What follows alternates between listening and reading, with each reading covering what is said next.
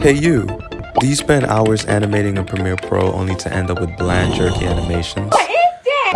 Yes. Do you want to create compelling animations and transform your videos from zero to hero? He's right. Are you tired of finding keyframe animations stressful, time-consuming, and tedious? That's me. Fear not, Vertez is here, baby. Yeah, here to change your freaking life. I'll show you the easiest and most efficient way to make your animation smooth and exciting.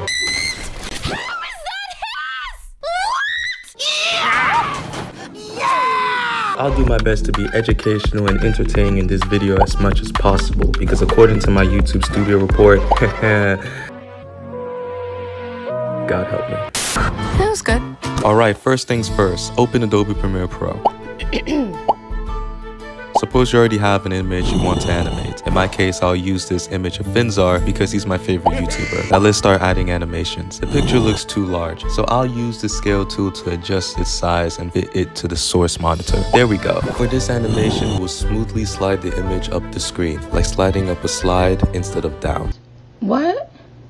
First, click on your image, go to the effects panel and search for transform. Drag and drop it onto your image, but wait, that's too much work. Double click the transform button and go to the effects controls. Here you'll find the options the transform effect offers. This step will give our image the smooth effect needed for later animation. And that's on period. Now the first thing we're going to do is to add something called keyframes. Start by dragging your image to the bottom of the screen and creating a keyframe at the beginning of the timeline. No, not there, silly. Do it under the transform tool that you created, remember?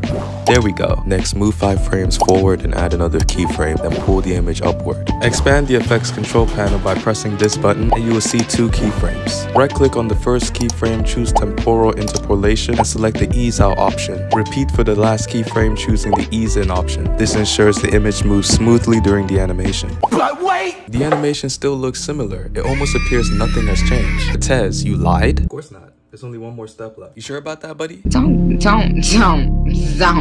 it.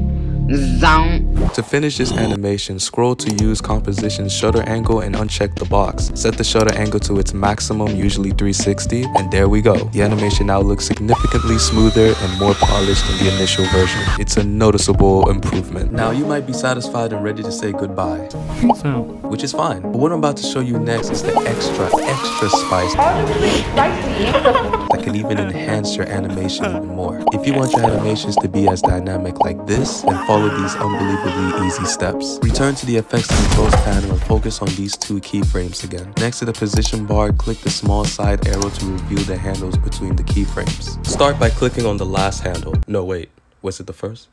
Hold on a second. Okay, I got it. Select the last one. Now stretch the handle to the beginning like this. Stretchity, stretch. Yes, And there you go. You got a beautiful animation that will move your audience to tears.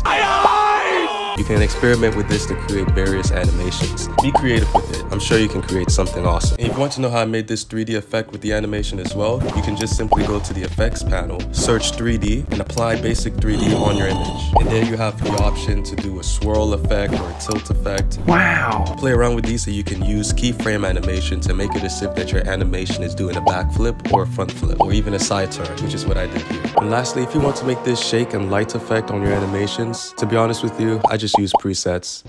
Child. Anyway, so which is in the link in the description down below. And of course, if all this animation and keyframe talk is still well, you can always just copy and paste your keyframes and save a lot of time. Okay, the video is over now, Vertez. We did it. So look, I think that's it for this episode. You have enough to play around with for now. If you have any suggestions for things you would like to know, just leave down a comment. Or if there's anything I forgot to mention or left out, also leave a comment. Or just leave down a comment about anything. Also, presets is in the link in the description below. And if you think this tutorial was helpful, go watch my other tutorials and videos. They're pretty helpful as well.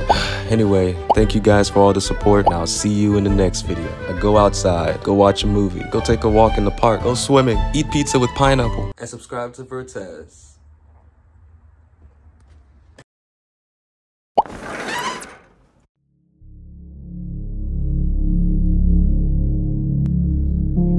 Why do you look like me?